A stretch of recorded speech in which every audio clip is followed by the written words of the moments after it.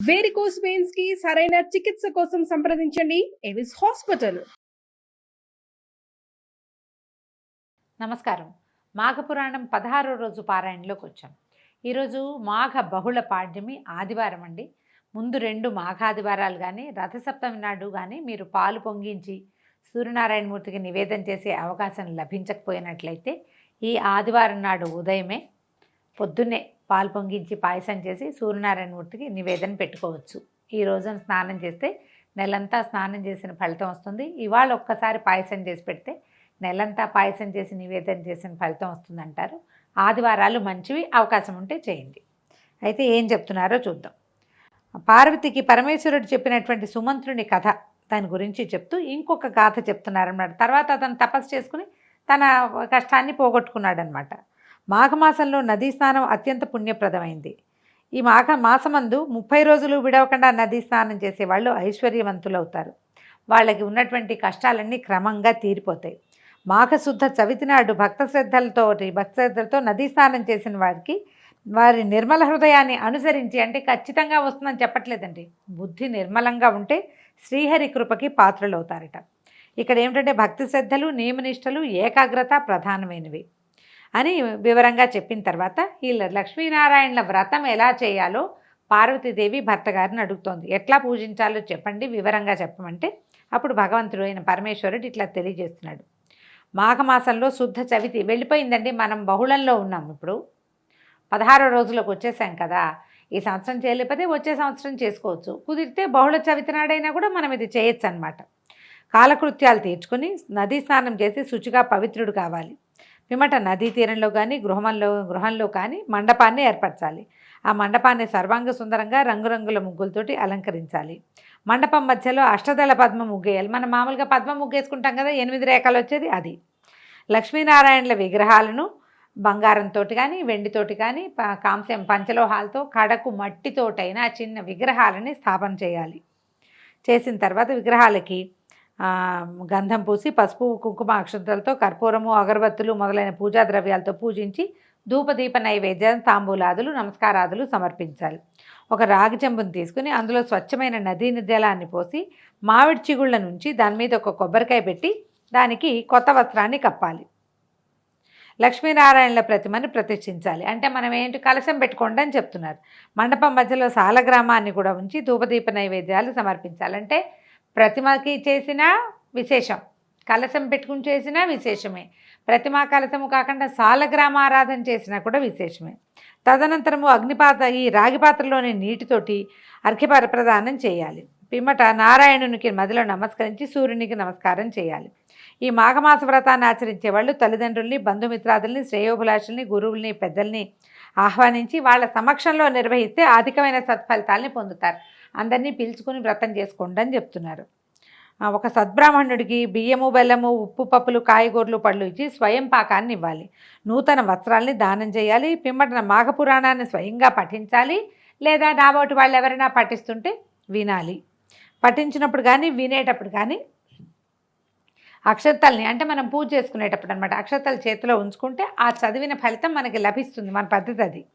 పురాణ శ్రవణానంతరం ఆ లక్ష్మీనారాయణని ధ్యానించి కొన్ని అక్షతల విగ్రహం మీద, కొన్నిటిని తనపైన వేసుకోవాలి. మాఘశుద్ధ చవితి నాడు మాఘస్నానం చేసి లక్ష్మీనారాయణలని అత్యంత భక్తి శ్రద్ధలతో నియమనిష్టలతో ఈ విధంగా పూజిస్తే ఎంతటి ఘోర పాపాలైనా పోతాయి.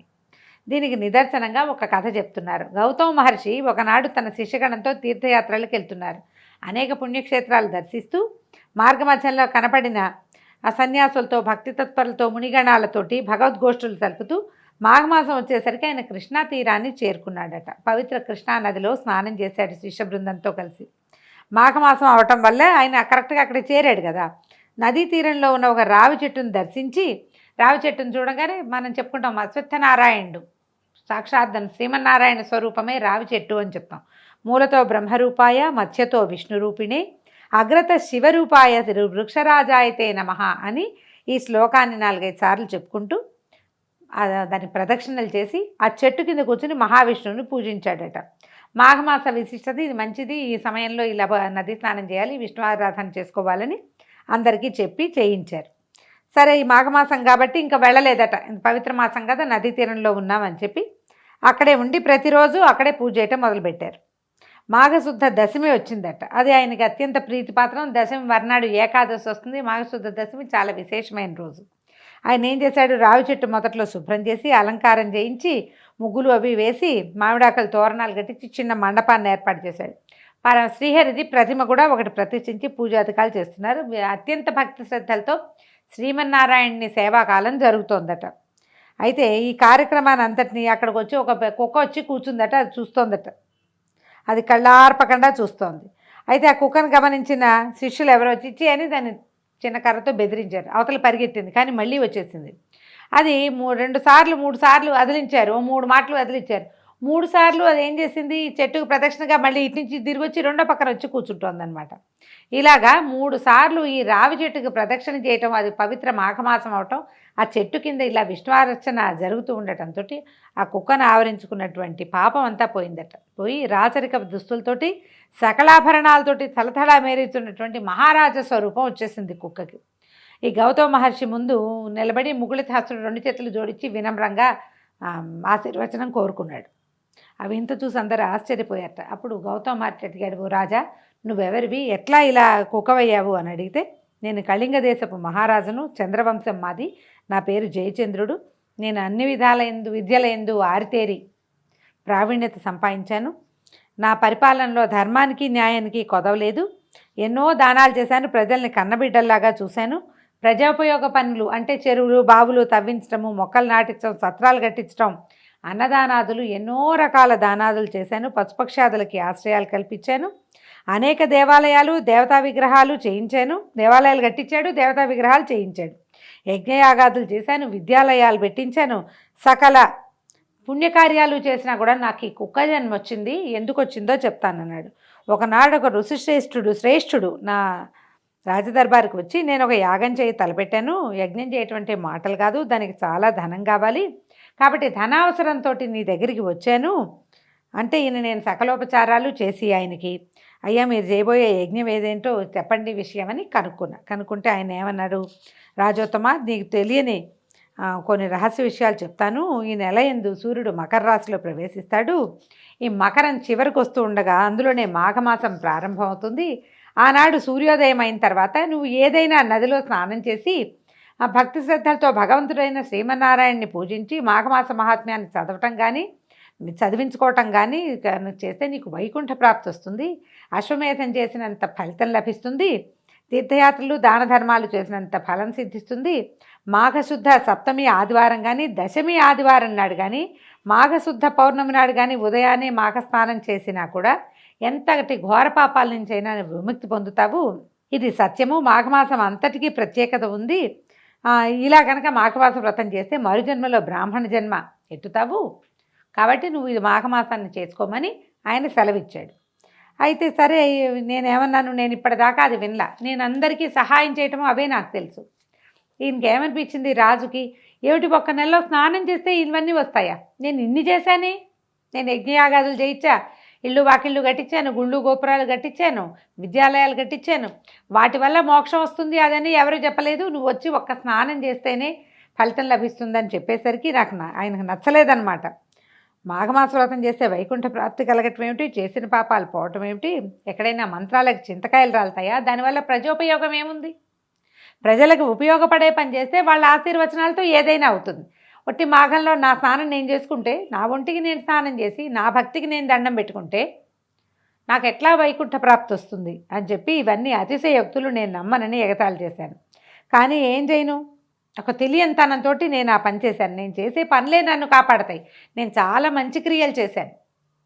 ఈ స్నానాలు దానాలు నేను నమ్మను, ఇది నీతి బోధలు నాకు చెప్పద్దని నేను చులకనగా తీసేశాను. అయితే ఆ మునిసత్తమని అహం దెబ్బతిన్నది. సరే రాజా, నేను నీ మేలు కోరి చెప్పాను, తర్వాత నీ ఇష్టమని వెళ్ళిపోబోయాడు.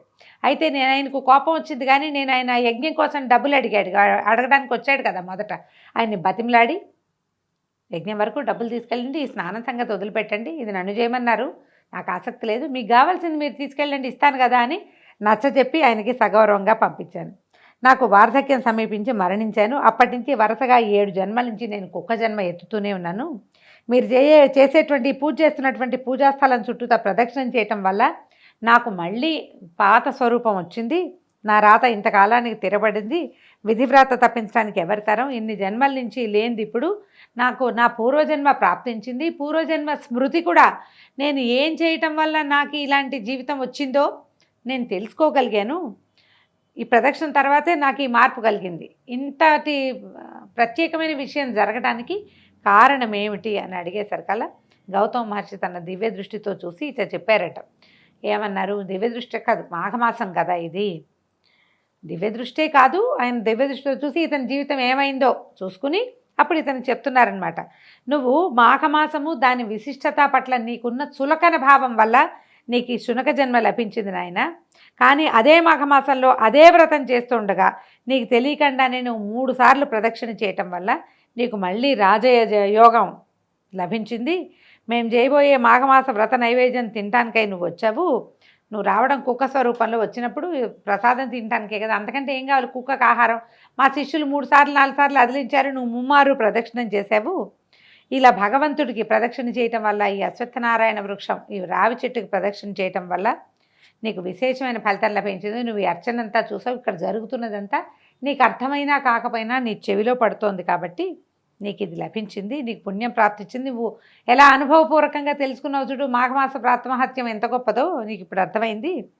అదే నువ్వే స్వయంగా వ్రతం చేసి, నువ్వే స్వయంగా స్నానం చేసి, దాన ధర్మాదులు చేసి విశ్వాలయంలో విష్ణువర్చన చేసుకుంటే నీకు ఎలాంటి ఫలితం లభిస్తుందో చెప్పు, నువ్వు ఆలోచించు అంటూ రాజుకు చెప్తుంటే పక్కనే చెట్టు త్వరలోంచి ఒక కప్ప బెకబెకమంటూ వచ్చి గౌతమ మహర్షి పాదముల మీద పడి బెకబెకమని గెంతుతూ అరుస్తూ మండపం వద్దకు వచ్చి శ్రీమన్నారాయణుడి విగ్రహాలను, ఆ చిత్రపటాలను, అక్కడ ఉన్నటువంటి పూజా విధానాన్ని చూస్తూ ఒక అందమైన నవయవ్వన తపస్విగా మారిపోయింది.